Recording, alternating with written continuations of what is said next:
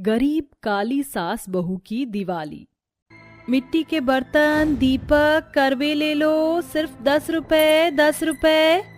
अरे वाह, कितना सुंदर मिट्टी का करवा है। इसे देखकर तो मुझे मेरे बचपन की याद आ गई। बहन ले जाओ, सिर्फ 10 रुपए का है। लेकर जाना तो चाहती हूँ, लेकिन ये मिट्टी का है और मेरे घर के बच्चे बहुत आतंकी हैं। वो तो इसे लेकर जाते ही तोड़ देंगे, इसीलिए मैं इसे नहीं लेकर जा सकती। ऐसे बोलकर वो औरत दिव्या और सुनंदा के पास से खाली हाथ ही उठाई। सासू माँ, आज सुबह से हमारी एक भी चीज नहीं बिकी है। सही कहा, आजकल के लोगों ने मिट्टी की बनी चीजों में दिलचस्पी लेना छोड़ दिया है। ठीक कहा। दिव्या और सुनंदा दोनों सास बहू थी जो मिट्टी के बर्तन वगैरह बेचकर अपने घर का खर्च उठाती थी। सुनंदा का पति तो कई सालों पहले गुजर चुका था और दिव्या का पति कमर की डिस्क सरक जाने की वजह से बेड रेस्ट पर था। बस यही वजह थी जो दोनों सास बहू को घर से निकलकर दर दर की ठोकरें खानी पड़ रही थी। माँ जी, शाम हो चली है, अब कौन हमसे इन्हें खरीदने आएगा। चलिए घर चलते हैं। कृष्णा को भी कहीं हमारी जरूरत ना पड़ रही हो। ऐसे ही घर की जिम्मेदारी को भी सोचते हुए दोनों सास बहू अपना सामान बांधने लगी। वो दोनों जहां पर अपना सामान बेचती थी, वहीं एक और बर्तनों की ही बड़ी दुकान थी, जिसका मालिक उन दोनों से बहुत चिढ़ता था। अरे काली भिखारनों, घर जा रही हो? देखिए भाई साहब, हमसे ये बदतमीजी मत किया कीजिए। वैसे भी तुम कोई खास इज्जतदार तो हो नहीं जो मैं इतना सोचूं। ज्यादा फालतू मत बोल, हम किसी के आगे हाथ नहीं फैलाते हैं जो तू हमारी इज्जत पर आए।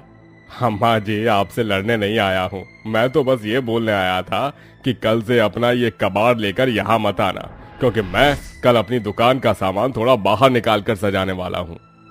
क्यों भाई साहब, इतनी बड़ी दुकान भी आपको छोटी पड़ने लगी है जो दूसरों की जगह पर भी आप अपना हक जमाने लगे?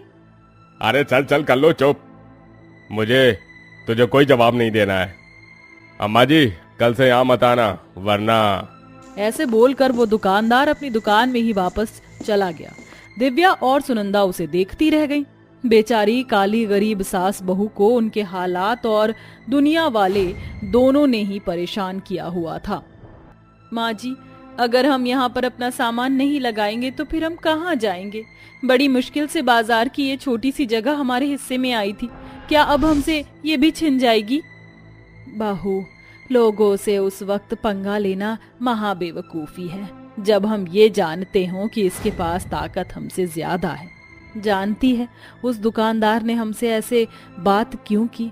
क्योंकि दीपावली आने वाली है और उसकी कमाई अच्छे से हो। वो अपना सामान बाहर सजाकर दिखाना चाहता है। वो तो मैं समझ गई थी सासू माँ, लेकिन अब चिंता मत कर, जो जगह हमारे लिए सही होगी हम कल वहां से अपनी रोजी कमाएंगे। दोनों सास बहू ऐसे ही अपने मन को बहलाती हुई घर लौट आईं। घर लौटते ही दिव्या ने बिना एक भी मिनट सांस लिए रोटी बनाना शुरू कर दिया और सुनंदा अपने बेटे की सेवा करने लगी। माँ, एक बार मैं ठीक हो जाऊं, फिर मैं कभी भी आपको ऐसे काम नहीं करने दूंगा। कितनी शर्म की बात है कि घर में बेटा बिस्तर पर पड़ा रहे और माँ को सारा सारा दिन मेहनत करनी पड़े। ज्यादा मत सोच, तू जानबूझकर थोड़े ही बिस्तर पर है, तेरी बीमारी ने ऐसा किया हुआ है। तू पहले ठीक हो जा, उसके बाद मैं कोई काम नहीं करूंगी। सुनंदा और कृष्णा ऐसे ही बातें करने लगे। उनके दिन इसी तरह से बीत रहे थे और अब तो दिवाली आने वाली थी। दोनों सास बहू अपनी एड़ी चोटी का जोर लगाकर मेहनत करती थी, लेकिन आज तो उनके पास अपने मिट्टी के बर्तन वगैरह बेचने के लिए जगह भी नहीं थी। माँ जी, उस स्वार्थी शोरूम वाले ने तो अपनी दुकान का आधा सामान सड़क पर लगाया हुआ है, अब हम दोनों कहाँ जाकर अपने दीपक बेचेंगे? चल बहू, कहीं और चलते हैं। सासू माँ, दीपावली के 1 महीने पहले से ही बाजार खचाखच भरा रहता है, हमें कहाँ जगह खाली मिल पाएगी? ठीक कहती है बहू। चलिए माँ जी, हम अपने घर के दरवाजे पर ही चलकर अपना सामान बेचते हैं। घर के दरवाजे पर? दिव्या की बात सुनंदा को भी सही लगी, क्योंकि उनके पास कोई और चारा भी नहीं था। और फिर दोनों सास बहू अपना सारा तामझाम लेकर अपने घर ही लौट आईं और वहीं अपने दरवाजे पर बैठकर अपने दीपक वगैरह बेचने लगी। अरे वाह, छोटे बड़े सभी तरह के दीपक हैं आपके पास तो। हाँ बहन, बोलो कितने दूं? मुझे 10 रुपए के दे दीजिए।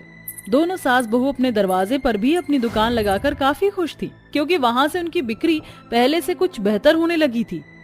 अरे वाह, कितने सुंदर सुंदर मिट्टी के बर्तन हैं। बहन मुझे एक दे दो। अभी देती हूँ। दिव्या और सुनंदा खुशी खुशी अपना काम कर रही थी। ऐसे ही कुछ दिन और बीत गए और अब तो दिवाली में बस एक दिन ही बाकी था। सड़कों पर बहुत ही ज्यादा चहल पहल थी और सभी तरफ बस लोग खरीदारी करते हुए ही नजर आ रहे थे। लेकिन इसी बीच सुनंदा और दिव्या भी थीं, जो अपने मिट्टी के चिराग और बर्तन बेचने बैठी हुई थीं। ना उनके पास दिवाली के दिन पहनने को अच्छे कपड़े थे और ना ही कुछ और। माँ जी, हो सकता है कि आज के दिन हमारे सारे दीपक बिक जाएं।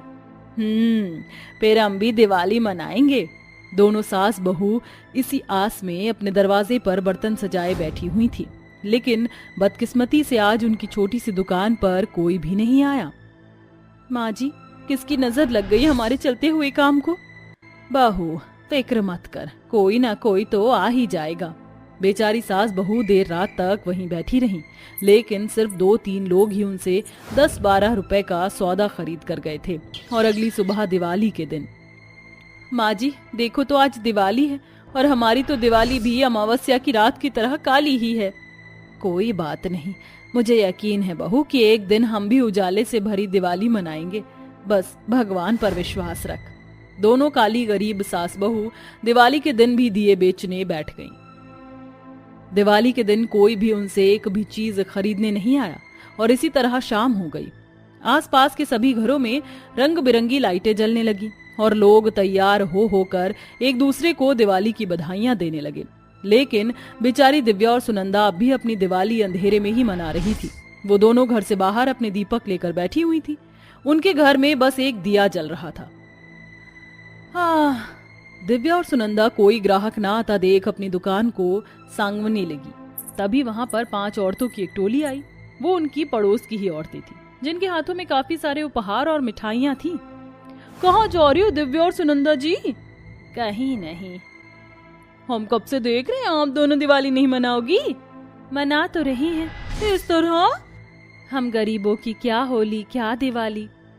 क्यों नहीं है, ये त्योहार सभी के लिए और हम तुम्हारे पड़ोसी हैं तो हमारा हक बनता है अपनी खुशियों को दूसरों के साथ बांटने का, और इसीलिए हम यहाँ आए हैं। हमारे लाए तोहफों को स्वीकार कीजिए और अपनी भी दिवाली को हैप्पी दिवाली बनाइए। अपनी पड़ोसनों की बात सुनकर दोनों सास बहू की आंखों में आंसू छलक गए। अरे ये रोने का समय नहीं है, जल्दी कीजिए, फिर हम सभी मिलकर माँ लक्ष्मी की पूजा करेंगे और बहुत सारे पटाखे भी जलाएंगे। उन 5 औरतों ने सुनंदा और दिव्या को नए कपड़े भी दिए। वो दोनों उन्हें पहनकर तैयार हो गईं। कृष्णा को भी उन 5 ने कुर्ता और पजामा दिया। अचानक ही दिव्या और सुनंदा की अंधेरी दिवाली में छोटा सा दीपक रोशन हुआ था। बस किसी की जिंदगी में उजाला करने का नाम ही तो दीपावली है। उस दिन गरीब सास बहू ने अपने पड़ोसियों के साथ मिलकर दिवाली मनाई। एक पल की खुशी ने उनकी सारी थकान को मिटा दिया था। इसीलिए तो कहते हैं कि कभी अपनी जिंदगी को दोष मत दो। हो सकता है कि कोई ऐसी जिंदगी जीने के लिए भगवान से उम्मीदें लगाता हो। अंग्रेजन बहू और काली बहू की पहली दिवाली। अरे नम्रता बहन कहाँ हो? अरे क्या बात है, आज कैसे? क्या करूं नम्रता बहन, घर में काम इतने होते हैं कि कहीं आने जाने की फुर्सत ही नहीं मिलती। आज मिली तो तुमसे मिलने आ गई। चलो अच्छा हुआ तुम आ गई। चाय का समय हो रहा है, मैं अभी कोमल बहू को कहकर चाय बनवाती हूँ। कोमल बहू, जरा 2 कप चाय बना दे। ठीक है माँ जी, लाई। ये लीजिए माँ चाय। नमस्ते काकी। अरे आप कैसे आना हुआ इतने दिनों बाद? आज समय मिल गया तो सोचा तुम लोगों से मिल लेती हूँ। ये तो आपने काकी काफी अच्छा किया। आप लोग बैठकर चाय पीजिए, मैं आपके लिए कुछ खाने को लाती हूँ। नम्रता, तेरा बेटा दिखने में इतना हैंडसम है, पढ़ा लिखा है और खुद का कितना अच्छा बिजनेस भी है, तो तूने इतनी काली लड़की से अपने बेटे की शादी क्यों करवा दी?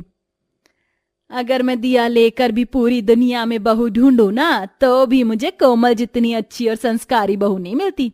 कोमल भले ही रंग रूप से काली है, लेकिन दिल की बहुत साफ है। कोमल के रंग रूप में काला होने की वजह से हर कोई कोमल का मजाक उड़ाता था, लेकिन नम्रता कोमल को अपनी बहू कम अपनी बेटी ज्यादा मानती थी और उससे बहुत प्यार करती थी। अरे बहू, कब तक काम करती रहेगी? चलो, दिवाली की शॉपिंग नहीं करनी क्या? क्या करूं माँ जी, आप तो जानती है ना दिवाली की कितनी सारी सफाई करनी होती है। ऊपर से मैं अकेली, अगर मेरी देवरानी होती तो हम दोनों मिलकर दिवाली की सफाई करते। हाँ बहू, तूने सही याद दिलाया। अब मुझे उमेश की शादी करवा देनी चाहिए। वैसे भी इस साल उसकी पढ़ाई पूरी हो जाएगी, उसके आते ही उसकी शादी करवा दूंगी।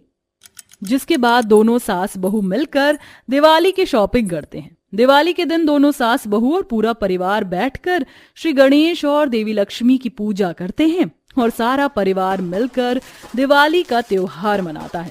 ऐसे ही कुछ महीने और बीत जाते हैं और एक दिन, आ रही हूँ बाबा, आ रही हूँ। ना जाने कौन है जो इतनी देर से बेल बजाए जा रहा है। नम्रता इतना बोलकर जैसे ही अपने घर का दरवाजा खोलती है तो देखती है कि उसके सामने कोई और नहीं बल्कि उसका बेटा उमेश खड़ा है और उसके साथ एक अंग्रेजन लड़की। उमेश बेटा, तू यहाँ, वो भी ऐसे अचानक? तू तो अगले हफ्ते आने वाला था ना?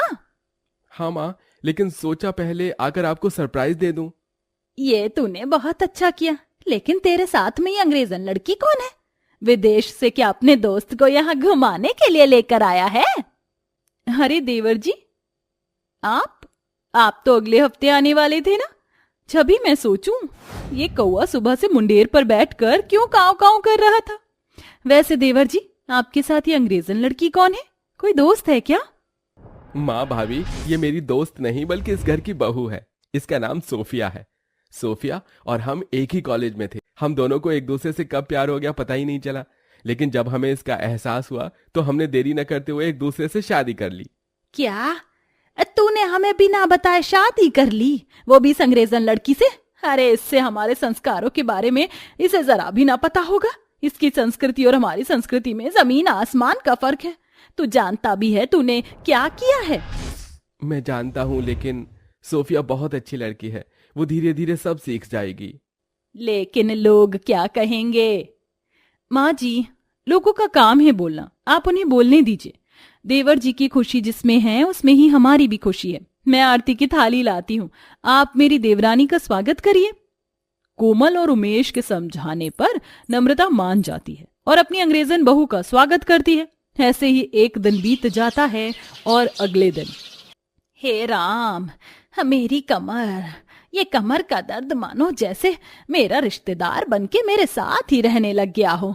लगता है आज दोबारा सिकाई करवानी पड़ेगी।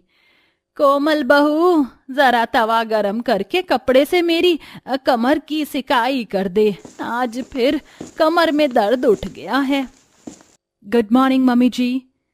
अरे मम्मी जी, आपको क्या हो गया? बहू, मेरी कमर में बड़ा दर्द हो रहा है। हाय राम, मेरी कमर। OMG mummy ji, don't worry, आपकी ये अंग्रेजन बहू आपका दर्द अभी खत्म कर देगी। इतना बोलकर सोफिया जल्दी से अपने कमरे में जाती है और जल्दी से हॉट वाटर बैग गर्म करके ले आती है और अपनी सास की कमर की सिकाई करती है। आहा, कितना अच्छा लग रहा है। ऐसा लग रहा है मानो दर्द छूमंतर हो गया हो। मेरी अंग्रेजन बहू तो बड़ी कमाल की निकली। नम्रता इतना बोलती ही है कि तभी कोमल आ जाती है। कोमल बहू, अब इस गरम तवे और कपड़े की कोई जरूरत नहीं है। अब तो मैं अपनी अंग्रेजन बहू के इस बैग से ही सिकाई कर लिया करूंगी। 10 मिनट सिकाई करने से ही मेरा आधे से ज्यादा दर्द गायब हो गया। अब मुझे इस देसी नुस्खे की कोई जरूरत नहीं है। जब से सोफिया बहू बनकर घर में आई थी तब से हर कोई पड़ोसी नम्रता के घर सिर्फ उसकी अंग्रेजन बहू को देखने आया करता और उसकी खूबसूरती की तारीफ किया करता। कुछ भी कहो नम्रता बहन, तुम्हारी अंग्रेजन बहू तो बिल्कुल चांद का टुकड़ा है, लेकिन बेचारी कोमल बहू के साथ बहुत गलत हुआ। अब तो ऐसा लगता है कि मानो नम्रता के घर में एक सफेद कबूतर और एक काला कौवा आ गया हो। जहां एक तरफ अपनी अंग्रेजन बहू की तारीफ सुन नम्रता खुश होती है, वहीं अपनी काली बहू के रंग की वजह से अपने घर का मजाक उड़ता देख नम्रता को बहुत गुस्सा आता है, जिसके बाद वो धीरे धीरे कोमल से मुंह बनाने लगती है। भाभी जी, जैसी आपने कहा था बिल्कुल वैसे ही रंग की साड़ियां लेकर आया हूँ। भैया जी, आप तो सच में बड़ी प्यारी साड़ियां लेकर आए हैं, बहुत सुंदर हैं ये तो। कोमल साड़ी देख ही रही होती है कि तभी सोफिया वहां आ जाती है। अरे भैया जी, ये साड़ी तो बहुत ब्यूटीफुल है। सोफिया बहू, अगर तुझे ये साड़ियाँ पसंद है तो ये साड़ियाँ रख ले। वैसे भी तेरे इस गोरे रंग पर ये सभी रंग काफी खिलेंगे। लेकिन मम्मी जी, ये सभी साड़ियाँ तो कोमल भाभी की हैं। तो क्या हुआ, वैसे भी ये सभी रंग गोरे इंसानों पर खिलते हैं, ना कि काली पर। कोमल बहू, तू अपने लिए दूसरी साड़ियाँ देख लियो, ठीक है? अपनी सास की बात सुनकर कोमल की आंखों में आंसू आ जाते हैं और वो अपने आंसू छिपाते हुए अपने कमरे में चली जाती हैं, जिससे आज कोमल को ये एहसास हो जाता है कि उसकी सास भी उसके काले रंग की वजह से उसे नापसंद करने लगी है, जिसके चलते कोमल अंदर ही अंदर बहुत रोती है। ऐसे ही दिन गुजरते हैं। दिन गुजरने के साथ साथ नम्रता का प्यार अपनी बहू के लिए बढ़ता ही जाता है, वहीं अपनी काली बहू के लिए कम होता रहता है। ऐसे ही महीने बीत जाते हैं और एक बार फिर दिवाली आने वाली होती है। अरे सोफिया बहू, तू अभी तक तैयार नहीं हुई, चल हमें दिवाली की शॉपिंग करनी है। वाह मम्मी जी, दिवाली आ रही है, दैट्स ग्रेट। मैं अभी जल्दी से रेडी होके आती हूँ। सोफिया जल्दी से रेडी होती है और अपनी सास के साथ दिवाली के लिए शॉपिंग के लिए निकल रही होती है कि तभी दिवाली की सफाई कर रही कोमल अपनी सास और सोफिया को जाता देख उनसे कहती है, अरे माँ जी, सोफिया, आप दोनों कहीं बाहर जा रही हैं क्या? हाँ भाभी, हम दिवाली की शॉपिंग पर जा रहे हैं। अच्छा माँ जी, क्या मैं भी चल सकती हूँ? मेरा सारा काम लगभग खत्म हो गया है। तो चल के क्या करेगी, और वैसे भी काले रंग पर कुछ अच्छा नहीं लगेगा। पूरे बाजार में ऐसा कोई भी रंग नहीं है जो तेरे इस रंग पर खिले। इससे अच्छा तो घर का काम कर। आप मुझसे ऐसा क्यों बर्ताव कर रही हैं? आज से पहले आपने कभी भी मेरे रंग को लेकर मुझसे ऐसा कुछ भी नहीं कहा, लेकिन अब, अरे आप तो मुझे अपनी बेटी मानती थी। कोमल की आंखों में आंसू देख और उसकी बातें सुन सोफिया को काफी बुरा लगता है। मम्मी जी, ये आप क्या बोल रही हैं? कोमल भाभी इस घर की बहू हैं। आप उनके काले रंग की वजह से उनका मजाक कैसे उड़ा सकती हैं? आप भूल गई कि जब मैं नहीं थी तब ये आपका कितना ख्याल रखती थी। आप तो इन्हें बेटी मानती थी ना, तो आज ये सब क्यों? सोफिया की बातों से नम्रता को अपनी गलती का एहसास होता है और वो कोमल से माफी मांगती है। सोफिया जब से घर में आई है तब से हर कोई मेरी अंग्रेजन बहू की ही तारीफ कर रहा था, जिसके चलते मैं तुझे भूलने लगी थी और तेरे काले रंग से धीरे धीरे नफरत करने लगी थी। लेकिन आज सोफिया ने मेरी आंखें खोल दी। मुझे माफ कर दे बहू। कोमल अपनी सास को माफ कर देती है, जिसके बाद अब तीनों सास बहू मिलकर दिवाली की शॉपिंग करती हैं और दिवाली के दिन काली और अंग्रेजन बहू अपने पूरे परिवार के साथ दिवाली का त्योहार बनाती है।